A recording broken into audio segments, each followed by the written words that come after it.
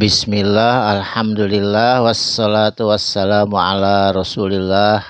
Alhamdulillah bertepang deui dinten ieu dinten Jumaah, insyaallah Jumaah anu barokah dina kaping 14 Agustus 2026, masih dina surat Asy-Syu'ara ayat ke 140 hijina.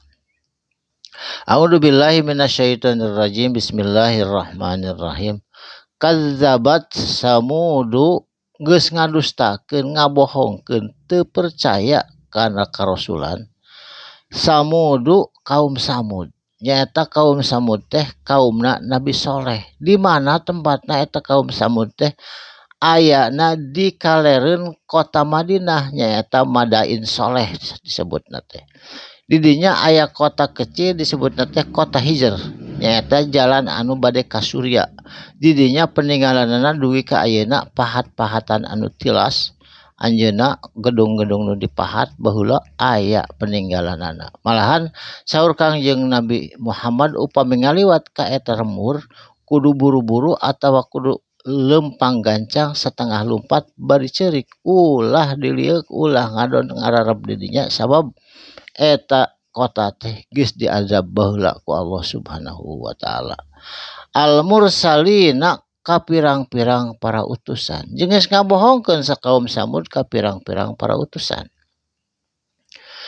Idz qala samangsa-mangsa nyarios lahum ka itu kaum Samud maranehanana akhohum nyaeta dulurna hum itu maranehna kaum Samud. Solihun tegasna Nabi Soleh waktu harita di Madain Soleh. Ala tattaquna naha anjeun kunaon henteu takwa saur Nabi Soleh. Mengapa enggak takwa anjeun teh ka Allah, kalah berbuat zina, kalah mabok-mabokan, bari terus berbuat dosa, nyeun pahat di alus-alus gedung bari teu takwa ka Allah. Nah kunaon? Kitu Nabi Soleh mempertanyakan kunaon teu takwa. Ini sanyana kami, sanyana ari kuring saur Nabi Soleh, lakum ka anjeun rasulun saurang utusan aminun anu kepercaya gitu. Fattaqullaha mangka kudu takwa anjeun kabeh Allah ka Gusti Allah saur Nabi Soleh ka kaum Samud. Wa atiuni jeung kudu taat anjeun ni ka kami ka kuring ceuk Nabi Soleh dina urusan agama. Wa ma as'alukum jeung henteu menta kami kum ka anjeun alaihi tina perkara urusan agama min ajrin tina upah tina buruhan. In ajariya ka teu aya sanes kuring mah menta ila kajaba ala rabbil alamina ka Allah nu mangeranan anu ngurus ngatur alamina sagala alam. Jadi hartosna Nabi Soleh mah teu menta upah, teu menta teu menta buruhan tina urusan agama.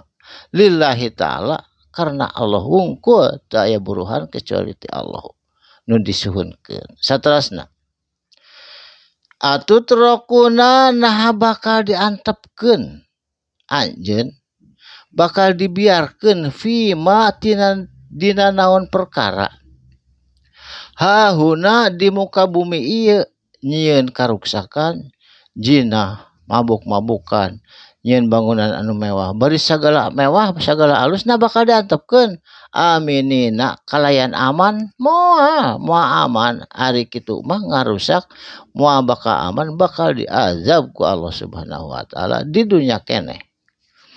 Bari anjeunna teh eta teh di Madain Soleh teh fi jannatin dina pirang-pirang kebun anu rimbun, anu pinuh ku bubuahan, anu pinuh ku sayur-sayuran. Wa uyunin jeung pirang-pirang mata air anu herang, anu ngagenyas, anu enak diinum kalayan sae kanggo pepelakan. Teu liren-liren mata airna anu sae. Wajuruin jeung majra pirang-pirang majraah atawa kebun-kebun. Wanahlin jeung kebun korma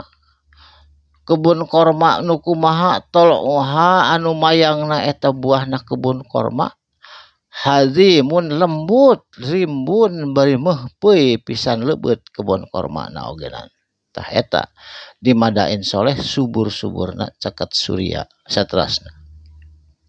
Watan hituna jeung maranehanana teh mahat kana gunung-gunung, mahat gunung tepi ka alus jiga imah mina jibali tina pirang-pirang gunung buyutan anu eta gunung teh dijieun imah-imah farihina anu mewah anu indah anu rajin anjeun nyieun kana eta imah nyaeta gunung nu dipahat.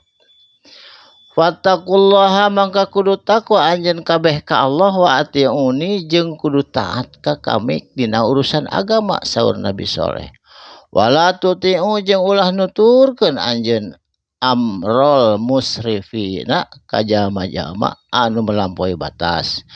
Nu kumaha nu melampaui batas teh alladzina yufsiduna nyaeta jalma-jalma anu nyieun karuksakan fil ardi di muka bumi wala yuslihuna jeung teu pernah nyieun kebaikan atau ngebenerkeun atau berbuat baik ngahadean ngaruksak wungkul tanpa ngahadean tah eta kalebet jami-jami kaum Samud anu mewah anu selalu berbuat dosa diazab ku Allah Subhanahu wa taala. Barakallahu li wa lakum mugi aya manfaatna sadaqallahul azim. Wassalamu alaikum warahmatullahi wabarakatuh.